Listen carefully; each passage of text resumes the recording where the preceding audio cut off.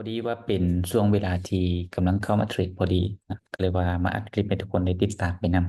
ำจริงๆนะปัจจุบันราคา BTC ก็ดีดตัวไปที่98,000เนาะก็เคยสร้างออลไทม์ไฮสุดๆแล้วเนาะที่99,000ก็ถือว่าเป็นอีกหนึ่งราคาเนาะที่เราบ่เคยเห็นมาก่อนตั้งแต่มันเติบโตมาเนาะจนถึงปัจจุบันก็ได้เห็นแล้วนะ ทีนี้ในส่วนของเขาเห็นราคามันเป็นแบบนี้เนาะเขาจะสร้างกำไรจากตลาดใดดีที่สุดเนาะคือที่จริงนี่ขึ้นกับความถนัดแต่สำหรับวันนี้เขาจะมาเทรดสั้นให้ทุกคนได้ติดตามได้เบิ่งนํกันว่าการเทรดสั้นมันสามารถสร้างกำไรให้กับเราได้บ่ถึงว่าราคาจะขึ้นสูงหรือจะลงต่ำมาส่ำใดก็ตามแต่ใส่เทรดสั้นจะบ่มีปัญหาเพราะว่าเราเก่งกำไรนะเราจะบ่ได้ถือเหรียญโดยตรงเริ่มต้นจากออเดอร์แรกของเรา ออเดอร์นี่เขาจะตามเดี๋ยวรออีกแป๊บหนึ่งเนาะทีนี้แฮงซื้อนะมีการผลักดันขึ้นไปเนาะแล้วก็ซื้ออย่างเข้ามาต่อเนื่องไม่นี้เขาจะตามบายจะเทรดอยู่ที่5 ไม้เท่านั้นเนาะจะบ่ได้เทรดหลายไม้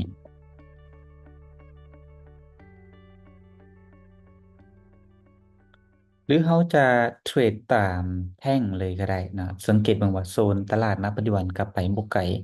มันก็ดันไป2-3แท่งแล้วก็ดีดตัวลงมาดันขึ้นดีดตัวลงมา เขาสามารถใส่พฤติกรรมในโซน5 นาที10 นาทีของ SMA 5 SMA 10นี่เป็นตัวบ่งบอกถึงทิศทางว่ามันจะไปทางใดจัดใส่ได้คือกันโอเคไม่แรกก็ห้องปิดจ็อบไป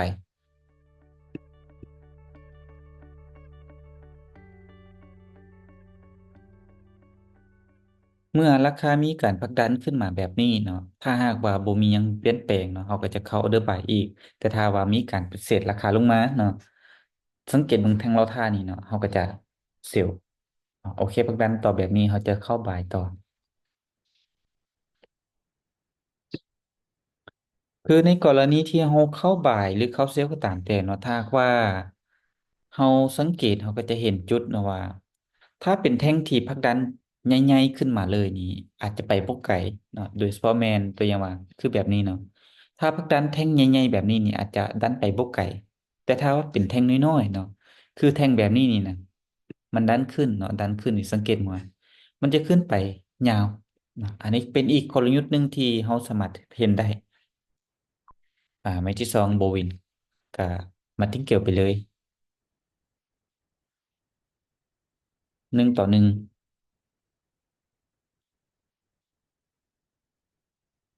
ไม้นี้เมื่อมีการดันขึ้นไปแล้วเนาะสังเกตเบื้องว่าณปัจจุบันก็ยังเป็นเทรนเพียงแต่ว่ามันมีการย่อแบบนี้เขาก็จะตามออเดอร์ไปอีกเพราะว่าเป็นจุดที่เกินว่าดันขึ้นมาเนาะเกิดมีการเบรกเอากระดันขึ้นไป แน่นอนนะว่าในการเทรดเราอาจจะบ่ได้โฟกัสว่าเราวินไปอัตราชนะหลายส่ำใดแต่ว่าสรุปแล้วเรามีกำไรอันนั้นคือจุดประสงค์ที่เราเข้ามาในตลาดแต่ถ้าว่าเราต้องการอัตราชนะสูงก็ได้คือกันเนาะเพียงแต่ว่าเราต้องรอเราต้องใช้เวลาฝึกมันโอเคปิดไปไม้ที่3สรุปแล้วเราเทรดไป3 ไม้วินไปสอง2 ไม้เจอ1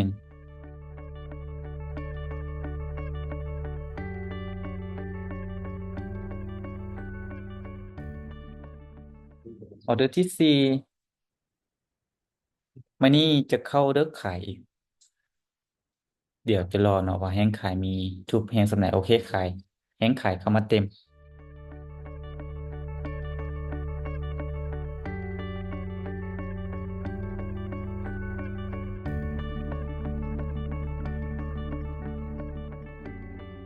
ในกรณีที่เราเห็นว่าราคามันมีการดีขึ้นดีลงอันนี้เป็นเรื่องปกติของมันเนาะเรารอแค่เวลา2 วิ1 วิมันปิดตามเงื่อนไขของมันนั่นก็คือว่าออเดอร์เราวินไปแล้ว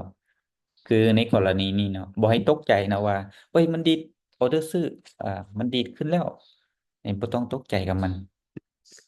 เราวินก็ถือว่านั่นคือเงื่อนไขของเรา เพราะว่า binary ก็คือเป็นการเทรด ถ้ามันปิดตามเงื่อนไขราคาสมมุติว่าเราเซลล์เนาะราคามันต่ำกว่าจุดที่เราเซลล์ก็ถือว่าเราชนะออเดอร์นี้เป็นแท่งหนึ่งที่ดีดโตขึ้นไปเนาะแต่ว่าเขาจะตามมูลค่าเนื่องจากว่าในกรอบราคาที่มีการซื้อนี่นะแม่นอยู่ว่ามีแห่งซื้อแต่เนาะในโซนที่มันเข้ามานี่เนาะเป็นโซนที่จังหวะผลักดันราคาไปบ่ไกลโดยเฉพาะแม่นแห่งซื้อเขาก็เลือกที่จะขายเป็นออเดอร์สุดท้ายของเราสรุปก็คือณปัจจุบันเนาะเกี่ยมวินไปเขาเทรดไปทั้งหมดแม่น5 ไม้เนาะวิน4เสีย1เขามีกำไรไปงามๆสำหรับผู้ใดที่ได้สังเกตเนาะจะเห็นเทคนิคที่เขาเทรดแม่นจะ